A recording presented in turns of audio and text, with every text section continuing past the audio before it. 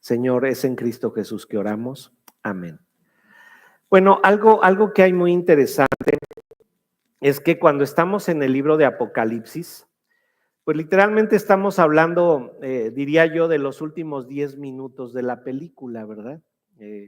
Y si solo captamos los últimos 10 minutos de la película, nos costaría mucho trabajo saber qué pasó durante toda la película, ¿verdad? Entonces, Apocalipsis nos lleva a la conclusión de una historia. Un ejercicio que hago con los alumnos del seminario es decirles, divídanme la Biblia en 3 partes, ¿no? Divídanmela, bosquéjenmela en 3 partes con algún tema central en donde podamos ver con capítulos y versículos cuál es el contenido de toda la historia de la Biblia. Es un ejercicio difícil, un ejercicio complicado porque pues tendríamos que dividir los 66 libros en 3 partes. Y hay una división muy simple, una división muy sencilla en la que podemos tomar en cuenta a Dios, ¿verdad? Y cómo Él ha estado obrando, porque toda la historia, todo el relato de la Biblia es la historia de Dios tratando con el hombre. Y si nosotros quisiéramos dividirlo en específico por capítulos, podríamos hablar de Génesis 1 y 2, este sería nuestra primera división, Dios tratando con el hombre antes del pecado. Después podemos tomar Génesis 3 hasta Apocalipsis 19, esta sería nuestra segunda sección, Dios tratando con el hombre durante el pecado, ¿sí? Y Apocalipsis 20 al 22, Dios tratando con el hombre después del pecado. Dios ha estado tratando con el hombre y con su pecado. El Señor todo lo creó bueno, bueno en gran manera, nos dice Génesis 1:31, pero nos dice también la Biblia que el hombre amó más el pecado y eso fue lo que descompuso todo. Y durante pues todos estos capítulos y versículos, Dios ha estado tratando con nosotros y mostrándonos cómo es que el pecado ha afectado nuestra relación con Él. Durante todo ese periodo de tiempo en donde Dios ha estado tratando con el hombre durante el pecado, Dios ha estado buscando mandar mensajes y decirle a la gente: arrepiéntete, regresa al camino que yo te tracé, vuelve a esas normas que yo te establecí, recobra ese diseño que yo di originalmente, y ha sido a través de diferentes mensajeros. Primero vemos ahí en Génesis que el Señor trata de manera general con la humanidad hasta el capítulo 11. Después, a partir del capítulo 12, que vamos a decir durante todo el Antiguo Testamento, el Señor está tratando con una nación específica, con Israel. Va a mandar patriarcas, después va a mandar profetas, reyes, ¿verdad? Que van a estar encargados de decirle a la gente: regresen al camino de Dios, tomen en cuenta a Dios. No hay cambios, Israel no obedece y el Señor dice: tengo que enviar a alguien para que pague por los pecados de ellos, si no toda la humanidad va a estar perdida. Y es cuando el Señor decide, ¿verdad? Desde Génesis 3:15 y durante todo el tiempo que nos están anunciando los profetas, decide enviar a su Hijo Jesucristo para que todo aquel que en Él cree no se pierda y tenga vida eterna. Y entonces llegamos al Nuevo Testamento. En el Nuevo Testamento, después de pasar por todos los profetas, ¿se acuerdan que Jesucristo, ahí cuando se encuentra con los discípulos después de la resurrección en el camino a Emaús, les dice que la ley y los profetas contaban todo acerca de Él? Y entonces llega el Señor Jesucristo, Nuevo Testamento, tenemos los 4 evangelios, Mateo, Marcos, Lucas, Juan, Hechos, 5 libros que están transicionando del antiguo pacto al nuevo pacto. Durante estos libros, que es muy cuidadoso lo que tenemos que hacer cuando estamos analizando los evangelios y hechos, darnos cuenta que se está hablando mucho de la ley, pero esto solo tiene debe de tener un punto de vista transicional. Llegamos a todas las cartas y en todas las cartas nuevamente el Señor nos está enseñando cómo debemos dirigirnos como iglesia y cómo debemos adorarlo dentro de la iglesia, porque el final que él ha prometido a todos los rebeldes está cerca. Y ese final es Apocalipsis. En Apocalipsis, a todos los que no hayan reaccionado a todos los mensajes que Dios ha intentado enviar, arrepiéntanse, regresen al camino, vuelvan al diseño que yo les di, todos los rebeldes van a ser juzgados en Apocalipsis. Entonces, lo que vemos en todo Apocalipsis, desde su primer capítulo, es la revelación que Dios le dio a Juan por medio de un ángel para que esos rebeldes que no han querido someterse a los planes y estatutos del Señor tengan su última oportunidad de arrepentimiento. Capítulos 1 y 2 nos está hablando de la visión en general que tuvo Juan. Capítulos 3 y 4 nos está hablando del estado general de las 7 iglesias de Asia Menor. ¿Por qué él se enfoca en las 7 iglesias de Asia Menor y no se concentra en Jerusalén, por ejemplo? Recuerden que después de la ascensión de Cristo viene la persecución y se van a tener que mover completamente del centro de Jerusalén, se van a quedar ahí los apóstoles un tiempo, pero se van a mover hacia Alejandría, que es la parte alta de Egipto, y hacia Turquía, que es la parte de Asia Menor que está siendo mencionada aquí en Apocalipsis. Y durante ese tiempo, la iglesia se ha desarrollado más por esas zonas, por esos sectores, y es por eso que Apocalipsis se centra más en esa zona de Turquía, Asia Menor, pero nos enseña cuál es el estado general de la iglesia. Y el estado general de la iglesia es que también no han hecho lo que el Señor ha mandado. Esa iglesia somos ustedes y yo, ¿verdad? Ustedes y yo formamos parte de esa iglesia, de ese estado general de las 7 iglesias de Apocalipsis. El Señor, a través de esta revelación, dice: llega ya el tiempo final. Quien no haya creído en el Señor Jesucristo como su Señor y Salvador va a tener que experimentar mi ira. Algunos dicen, qué curioso que el Señor nos envíe a su Hijo a salvarnos de la misma ira que Él va a descargar. Entonces dice, pues, ¿de qué se trata este juego? Pero eso es hablar de los últimos 10 minutos de la película y no tomar en consideración que el Señor nos creó, que Él es el diseñador inteligente, que Él puso las normas, que Él estableció todas las reglas y que nosotros las hemos violado. Pero a pesar de eso, el Señor manda a su Hijo, Jesucristo, que vino hace 2000 años, para que nosotros no experimentáramos su ira y tuviéramos la vida eterna que Él nos había prometido. Entonces, voy a luchar con mi voz, así es de que si ven que de momento tengo que tomar algo, traigo aquí ya una pastillita preparada de menta, luego les cuento algo acerca de la pastillita.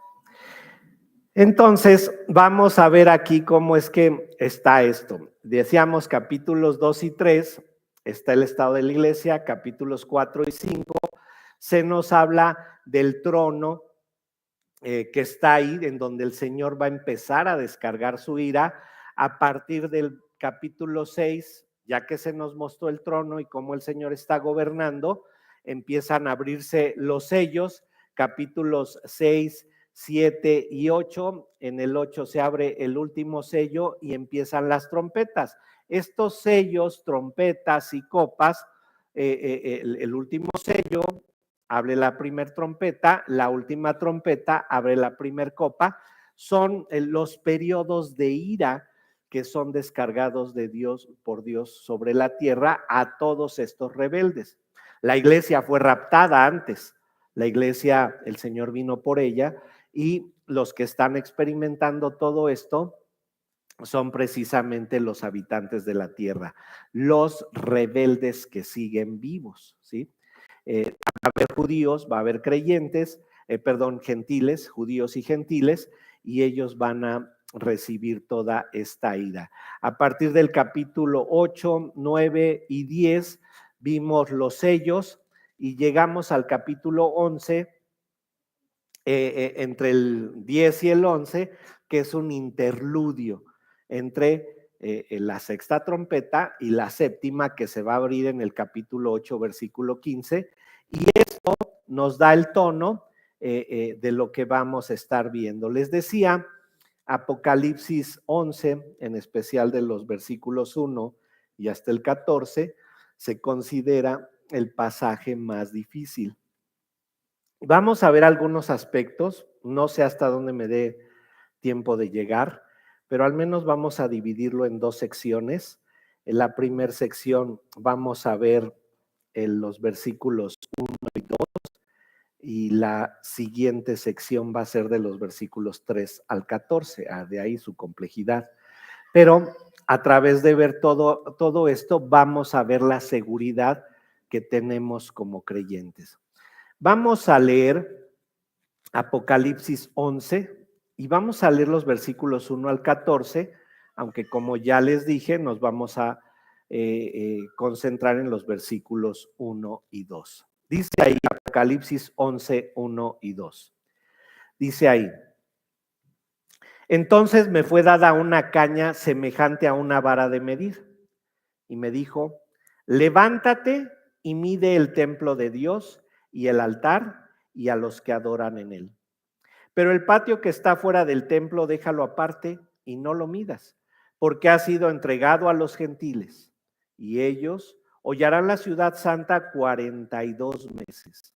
Y daré a mis 2 testigos que profeticen por 1260 días vestidos de cilicio. Estos testigos son los 2 olivos y los 2 candeleros que están en pie delante del Dios de la tierra. Si alguno quiere dañarlos, sale fuego de la boca de ellos y devoran a sus enemigos.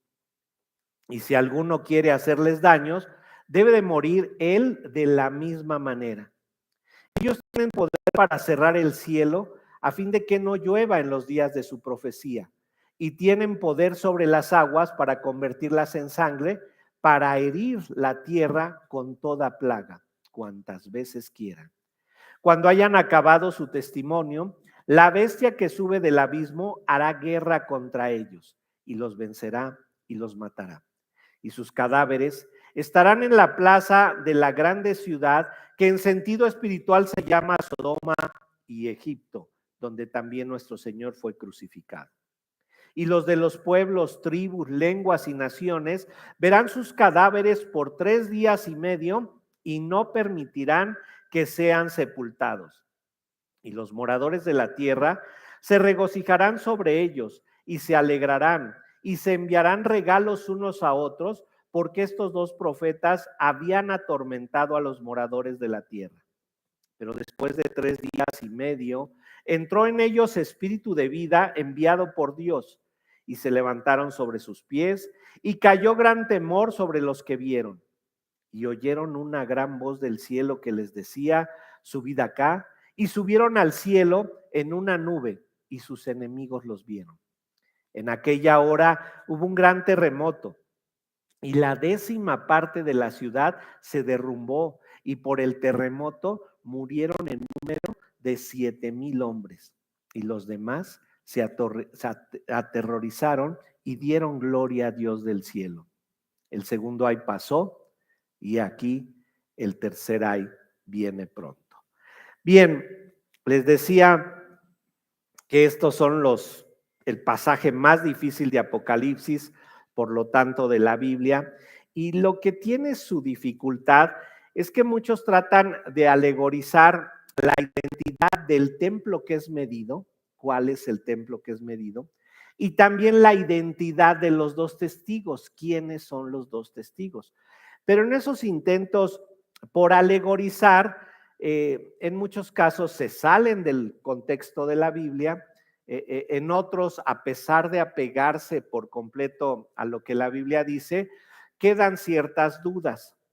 Y bueno, recuerden que dentro de la interpretación, el texto manda, no, el intérprete es el esclavo, buscamos en el texto el tema y no le adjudicamos el tema al texto, es decir, sacamos la información, no ponemos información en el texto. Si dejamos que el tema lo de el texto, nos aseguramos de no acabar diciendo solo lo que nosotros queremos. Entonces, la tarea del intérprete es hacer que la Biblia hable, hacer que la Biblia muestre lo que ahí se dice. En Apocalipsis 11 del 1 al 14, Juan mostró la seguridad que tendrán los creyentes dentro de la segunda parte de la gran tribulación. Estamos a la mitad de ella.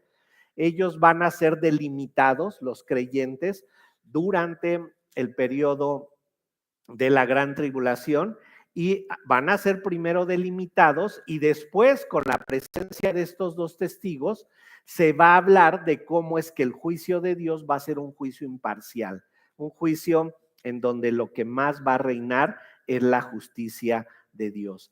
Creemos que habrá muchos convertidos en medio de estos 7 años de tribulación. Hemos dicho que muchos van a llegar vivos. La iglesia es raptada primero, ¿recuerdan? ¿Cuál es el verbo griego que siempre les recuerdo para rapto? Que es sarpazo. Ese es el verbo griego para rapto, zarpazo, así como zarpazo de un tigre o de un león, de un felino. Y la iglesia es llevada viva. Es decir, que la promesa que nosotros tenemos en la Biblia es que los miembros de la iglesia van a ser arrebatados antes de que inicie todo este periodo de tiempo. Recuerden que hay diferentes posiciones. Hay quienes creen que la iglesia va a pasar por este periodo de 7 años de tribulación. Nosotros no lo creemos así, porque vemos a través de la Biblia que cada vez que el Señor ejecuta un juicio, Él separa a sus creyentes. Caso de las plagas de Egipto, el Señor iba a mandar la muerte a los primogénitos, pero protege a sus creyentes. En el arca de Noé, el Señor iba a traer destrucción por juicio a toda la nación, a todo el mundo, y retira a Noé y a sus hijos. Entonces, y podemos ver varias batallas dentro del Antiguo Testamento en donde el Señor protege a su pueblo cuando Él va a descargar su juicio. Esto nos asegura que antes de que inicie este periodo de tiempo, la iglesia es raptada. ¿Cómo vamos a ser raptados? Esa es la pregunta que todos nos hacemos. Dice ahí que vamos a desaparecer, no sabemos exactamente cómo va a ser, no sabemos tampoco el día y la hora, no sabemos cuándo va a suceder esto. Creemos que va a ser pronto. ¿Sí? Pablo dijo hace 2000 años que ese tiempo estaba muy cerca. Bueno, lo único que nosotros podemos asegurar es que está más cerca que del tiempo de Pablo, ¿sí? Al menos 2000 años más cerca que del tiempo que dijo Pablo. Creemos que la iglesia entonces es raptada. Muchos se van a quedar. Muchos dentro de las iglesias se van a quedar porque su fe no es real. Y entonces esos sí van a pasar por el periodo de tiempo de la gran tribulación y ellos van a haber conocido de Cristo, van a haber conocido de la Biblia, y esto es lo que les va a permitir durante el periodo de 7 años y medio poder aferrarse a esa fe que habían falsificado, que no era real, que ahora tienen el tiempo para reconvenir y cambiar, porque saben ustedes, se requiere conocimiento para el arrepentimiento. No es nada más me arrepiento y ya. Genial sería ser como el ladrón en la cruz, que el Señor le dijo que esa misma noche estaría con él en el paraíso. Genial sería arrepentirnos y morir, pero debido a que nosotros tenemos que comprobar que nuestra fe es real, solo la van a poder hacer aquellos que conozcan hacia dónde dirigir su fe, hacia la Biblia y hacia lo que ella nos enseña de Cristo. Va a haber convertidos durante ese periodo de tiempo, pero no va a haber mucho tiempo para convencer a aquellos que no han estado cerca de Dios y la Biblia que conozcan. ¿Y cuál va a ser el resultado? Los que vimos en Apocalipsis 6, en Apocalipsis 9 al final, que a pesar de ver todo lo que está sucediendo, no se arrepienten, ¿verdad?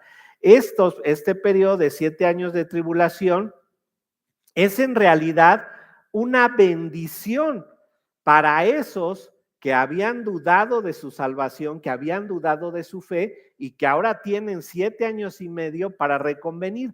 Va a haber muchos convertidos en ese periodo de tiempo y esto nos debe de alentar a seguir confiando en que la obediencia a Cristo es lo mejor y también nos debe llevar a entender que sería mejor pasar primero por la tribulación antes de morir.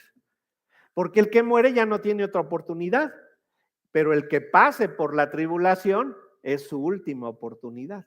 ¿Sí? Si hoy tuviésemos que morir y alguno de ustedes no tiene fe real, no tiene fe verdadera, se acabó, ya no hay ninguna oportunidad, porque escrito está que muéramos una sola vez y después el juicio. No hay purgatorio, no hay nada intermedio, ¿sí? Entonces, de alguna manera, este juicio, este periodo de 7 años de tribulación, es algo que va a beneficiar a esos que hayan estado en la duda.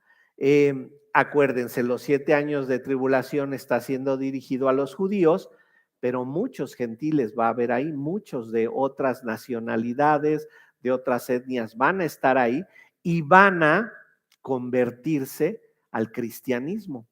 Todos estos que estén ahí, pues son los creyentes que van a estar durante el periodo de tribulación. Se van a ir convirtiendo y van a tener que estar ahí. Y estos van a salir vivos al milenio. Bueno, toda esta información la requerimos porque vamos a ver cómo de esos creyentes que hay durante el periodo de tribulación, el Señor los va a medir. Vayan ahí a Apocalipsis 11 y vemos que lo primero es que están siendo divididos los creyentes de los incrédulos en el periodo de los 7 años de tribulación. Dice ahí en Apocalipsis 11:1. Entonces me fue dada una caña semejante a una vara de medir y me dijo, levántate y mide el templo de Dios y el altar y a los que adoran en él. ¿Sí?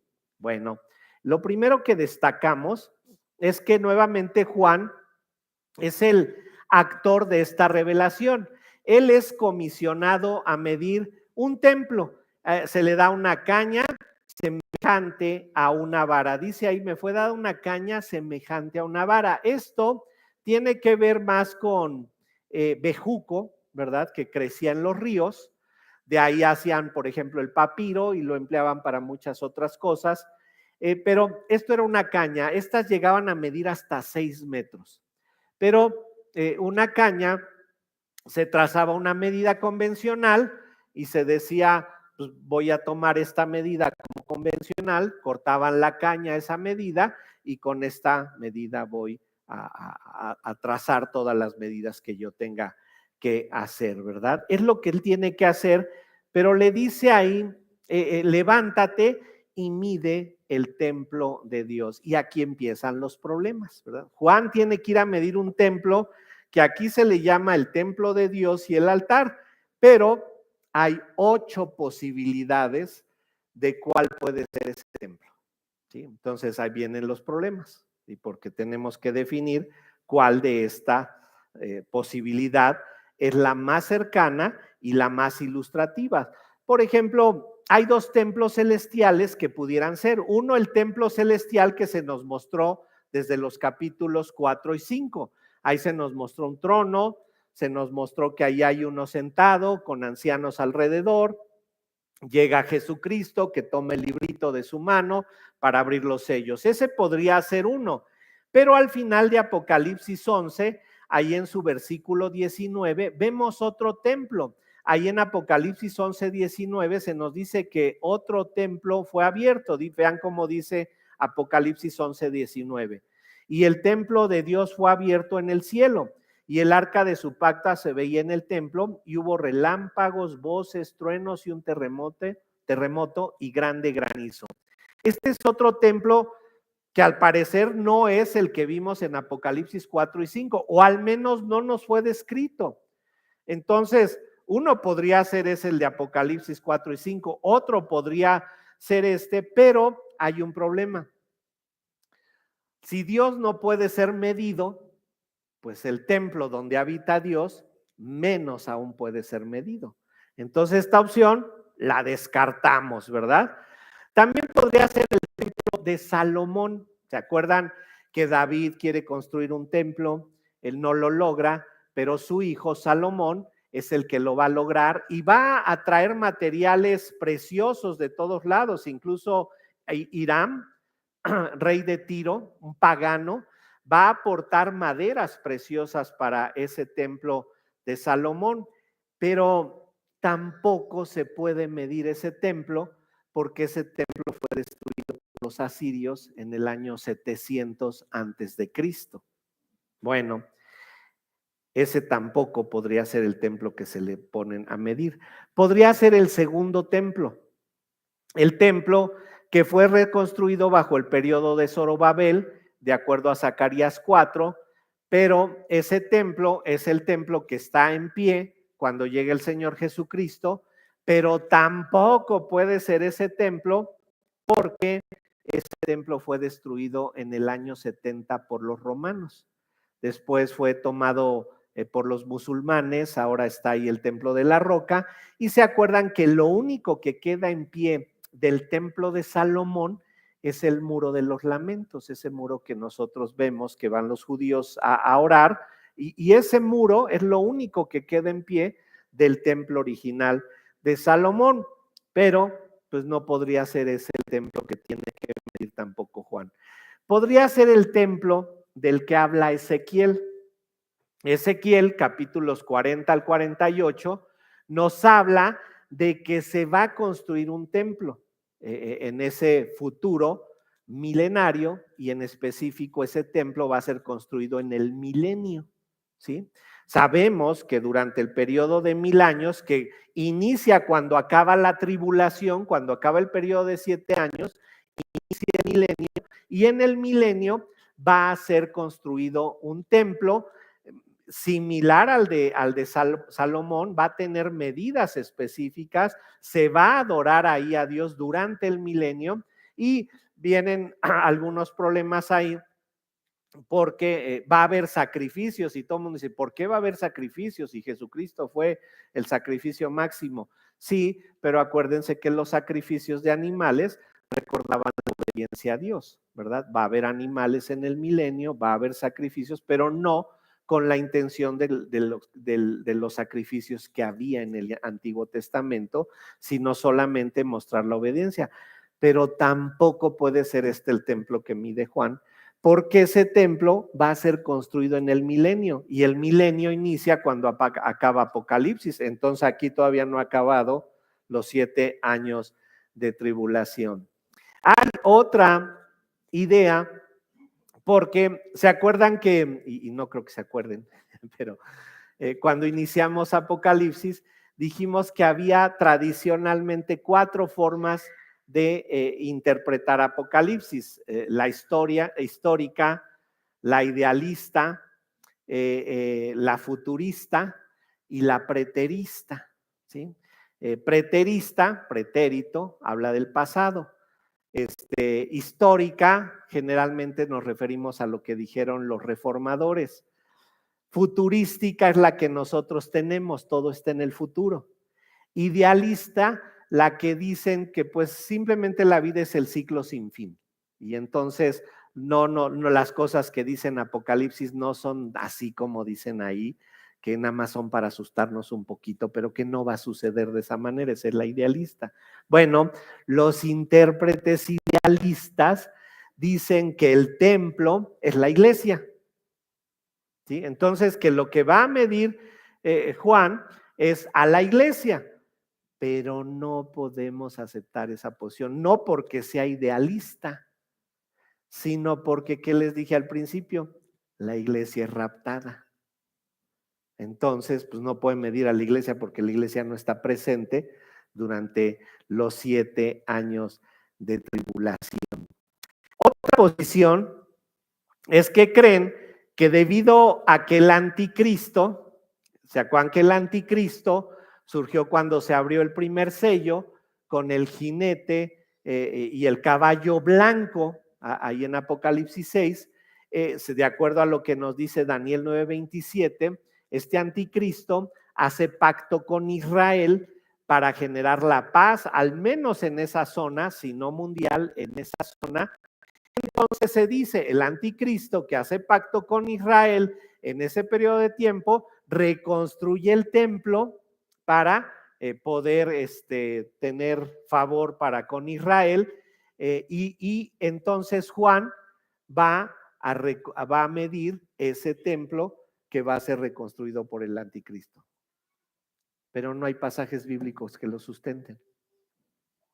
Entonces, esa tampoco es opción para que sea el templo del que nos está hablando ahí.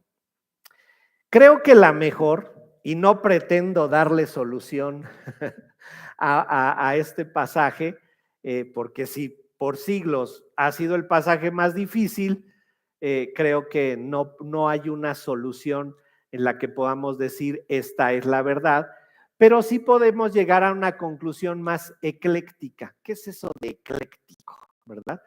Pues le tomamos de todas un poquito y, como les dije al principio, hacemos que el texto sea el que gobierne y no nosotros. Bueno, ustedes saben que nosotros los creyentes actualmente, hoy, somos el templo de Cristo. El templo no es el techo y estas vigas y estas columnas. El templo lo formamos nosotros, porque hemos hablado de que el Espíritu Santo habita de dos maneras en nosotros, una corporalmente y otra corporativamente. Cuando todos nosotros nos reunimos el domingo, formamos el templo del Señor. Imagínense que aquí solo hubiera una lona, estaríamos reunidos y seríamos el templo del Señor, ¿verdad? Entonces, a los creyentes del Nuevo Testamento se nos llama, se nos dice que somos el templo del Señor, ¿verdad? Somos el templo del Espíritu Santo de manera individual, pero formamos el templo de Cristo de manera corporativa. Entonces, tomando esta idea, si es que va a haber creyentes, y lo afirmamos, durante el periodo de 7 años de tribulación, lo que Juan tiene que medir son a ese grupo de creyentes que están durante el periodo de 7 años de tribulación. Entonces el templo, al igual que hoy lo formamos los creyentes sobre la tierra, el templo lo van a formar los creyentes durante el periodo de 7 años de tribulación que estén sobre la tierra. Y puede ser posible porque vean cómo dice, regresen a Apocalipsis 11:1. Vamos a leerlo todo. Entonces me fue dada una caña semejante a una vara de medir y se me dijo, levántate y mide el templo de Dios y el altar y a los que adoran en él. Entonces, ¿quiénes están adorando dentro de ese templo? Los que creen en Dios, los creyentes. ¿A quiénes va a medir? Pues literalmente a todos los convertidos en la tribulación que forman parte del Señor. Son medidos, son contados cuántos creyentes hay en ese momento. Y no es nada extraño porque sabemos que Dios nos predestinó desde antes de la fundación del mundo. Entonces no es casualidad que tú creas, sino que Dios desde antes de la fundación del mundo determinó que tú ibas a creer. No es preconocimiento de Dios como algunos tratan de hacer saber, que dicen, es que Dios corrió tu, ya no les puedo decir cassette, ni tu CD, corrió tu base de datos en la nube, ¿sí? Y vio que ibas a creer y entonces te eligió. Eso es mentira. ¿Por qué? Porque si Dios hubiese tenido que correr ahí toda tu información para ver si vas a creer o no, en ese momento Dios dependió de ti. Voy a ver, aunque haya sido una milimillonésima de segundo, ¿no? Dios dependió de ti, a ver si tú ibas a creer. Pero cuando decimos que la salvación es completamente la obra de Dios y que Él es el que decide quién cree o quién no, ¿Y qué dirás tú? ¡Qué injusticia de Dios! Dice Romanos, ¿verdad? No, Dios no es injusto, porque todos nos merecíamos el infierno. Eso es lo que nos habíamos ganado. Pero Dios en su inmensa misericordia dijo, salvo a algunos. ¿Y a quiénes salvó? ¿A los más guapos? No. ¿A los más inteligentes? No. Dios decidió salvar a quien Él quisiera. Pasa lo mismo durante el periodo de 7 años de tribulación. Los que Dios haya determinado que sean salvos van a ser salvos en el periodo de 7 años de tribulación. Y por eso los está midiendo. ¿Ya están todos? Ya llegaron todos los que hasta este periodo van. Y vean, esto es congruente con lo que sigue en el versículo 2. Dice en el versículo 2, pero el patio que está fuera del templo, déjalo aparte y no lo midas, porque ha sido entregado a los gentiles y ellos hollarán la ciudad santa 42 meses. El bebé llora porque ya se dio cuenta. Está decidiendo si se... Los creyentes, ¿verdad? Son medios y son separados. ¿Separados de quién? De los profanadores, de los rebeldes. Por eso dice, a estos les llama los gentiles. Entonces hay una división clara. Creyentes, los que adoran dentro del templo, mídeles, y los que están afuera del templo, gentiles, que para gentiles se usa la palabra etnos, de donde viene nuestra palabra etnia, y que habla de pueblos, naciones, tribus. O sea, estos no son creyentes. A esos gentiles los está considerando rebeldes. Esas dice, déjalos afuera. Y a esos no los midas. ¿Por qué? Porque siguen en su rebeldía. Para los creyentes, seguridad de salvación. Para los incrédulos, seguridad de perdición. Por eso es muy importante que sepamos en dónde estamos parados. ¿De qué lado estamos nosotros? Si somos del lado de los creyentes, ojo, no estamos en el periodo de 7 años de tribulación, acuérdense de esto. Puede ser que te quedes, bueno, ya sabes cuáles son las instrucciones. Si no eres arrebatado con la iglesia y te toca pasar por los 7 años de tribulación, debes de confirmar tu fe y la vas a tener que confirmar con tu vida durante esos 7 años de tribulación. Recuerden que la salvación no se pierde. Muchos de ustedes vienen de diferentes corrientes, de diferentes lugares, en donde les fueron enseñadas diferentes cosas, dependiendo de cuál sea su trasfondo. Entre muchas de esas está que les enseñaron que no se debía poner arbolito de Navidad, porque era del diablo, ¿verdad? Y es una de las razones por las que más me inclino a poner el arbolito de Navidad, para que vean que sus enseñanzas son erróneas. La salvación no se pierde. O se tiene o no se tiene. No se puede falsificar ni se puede tener por un tiempo y luego perderla. ¿Por qué? Porque la salvación la da Dios. La salvación la otorga el Señor, y si el Señor te la da, tú no la puedes perder, porque el Señor la va a conservar dentro de ti hasta que estemos en su presencia. Entonces, esto nos da seguridad como creyentes, porque si bien pudiésemos estar nosotros en la duda de si somos salvos hoy, debemos reconfirmarlo. ¿Cómo vas a confirmar tu salvación? ¿Cómo confirmas que eres salvo? ¿Cómo te das cuenta que en verdad dentro de ti está la salvación del Señor? Solo hay una manera. Solo hay una manera. Vives luchando por obedecer la palabra de Dios. Fíjate bien, vives luchando por obedecer la palabra de Dios.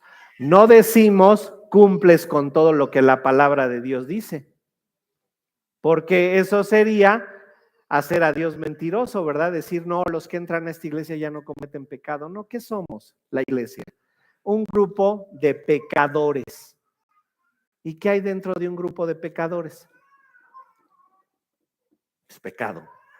¿Se acuerdan que les insisto y les insisto? Este es el centro de entrenamiento. Aquí venimos a que nos ofendan porque aquí venimos a perdonar, a aprender a perdonar. Aquí venimos a amar a los hermanos difíciles de soportar. Aquí venimos a aprender cómo debemos someternos los unos a los otros. ¿Cuesta trabajo? Uy, si les contara. Dense cuenta que hoy no puedes vivir engañado en ti porque vienes a la iglesia. Les voy a dar un ejemplo que les doy muy burdo, muy simple, pero que revela gran verdad. Si tú te metes dentro de la caja, de una caja de cereal de Choco Crispies, no te conviertes en el elefante Melvin, ¿verdad? Si te metes adentro de una caja de Zucaritas, tampoco eres el tigre Toño. Porque entres debajo de estas 4 paredes a una iglesia cristiana, no significa que eres cristiano. Tu cristianismo lo vas a comprobar con tu obediencia. Y entonces, en ese sentido, debes de entender que hoy puede ser el día de tu salvación. Hoy puede ser ese día en el que el Señor te está recordando, debes de entregar tu vida a mí y debes de recuperar ese diseño con el que yo te hice. Debes de entender que dependes de mí. Debes de entender que separado de mí, nada puedes hacer. Hoy debes de comprender que si no estás experimentando la salvación y hoy te mueres, te vas al infierno. Ya no hay otra oportunidad. No hay otra oportunidad como la que van a tener los que pasen por los 7 años de tribulación. Por eso es que tú debes de confirmar que seas creyente, porque no tienes la vida garantizada. No sabes cuándo te va a llamar el Señor a su presencia.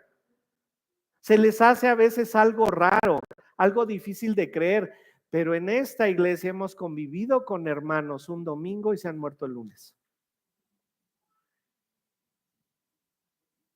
Nuestro mayor deseo es que hayan experimentado la salvación, pero no lo sabemos. Porque me encantaría que aquí tuviera cada uno de ustedes un foquito aquí y cuando se les prendiera en rojo, diría yo, ese del foquito rojo no es, el del foquito verde sí, rojo, verde, ya. Entonces me dirijo a los del foquito rojo, a los que no son creyentes, a los que no entienden la salvación.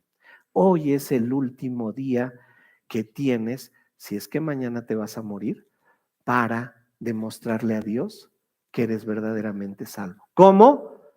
Luchando por obedecer. La obediencia no es fácil. Si tú no luchas por obedecer a Dios, estás comprobando que tu salvación no es real. Si dices, ay no, la Biblia es muy difícil, aparte ahí está lleno de hipócritas, todos son falsos, yo creo que nadie obedece al Señor, entonces yo tampoco voy a obedecer. No estás luchando, estás justificando tu desobediencia. Así como a estos el Señor les va a dar ese último tiempo, hoy puede ser que te lo esté dando a ti el Señor. Y es el día que debes de confirmar tu fe, porque no sabemos cuántas oportunidades te pueda dar Dios. Al pueblo de Israel les dio muchas el Señor, siglos, milenios de oportunidad. No lo supieron aprovechar. La iglesia al menos tiene 2000 años desde la ascensión de Cristo hasta nuestros días. Y tristemente vemos el estado de la iglesia, que no somos nada diferentes a las iglesias que fueron mostradas en Apocalipsis. Hoy puede ser el último día en el que el Señor te da la oportunidad de que reconvengas y confirmes que verdaderamente lo has conocido a Él y que eres salvo. Aprovéchala. Inclinemos nuestro rostro y oremos. Señor, sabemos, Padre, que para los que pasen por la tribulación, para esos creyentes, va a ser su última oportunidad. Pero, Señor, cada día nos das una nueva para que reconvengamos, para que vengamos a tu palabra y digamos, tengo que obedecer, tengo que someterme a tu palabra. Ayúdanos, Señor, nuestra carne se opone, nuestra carne se resiste. Somos muy afectos a los legalismos. Somos muy afectos a decir un cristiano debe de ser así o asado, pero la realidad es que un cristiano debe de luchar por ser más parecido a Cristo. Ayúdanos a perdonar, porque ese es el máximo ejemplo que nos dio tu Hijo sobre la tierra. A perdonar, a no guardar rencores. Señor, ayúdanos a someternos a ti y aprovechar la oportunidad que nos das cada día. Señor bendito, es en Cristo Jesús que oramos. Amén.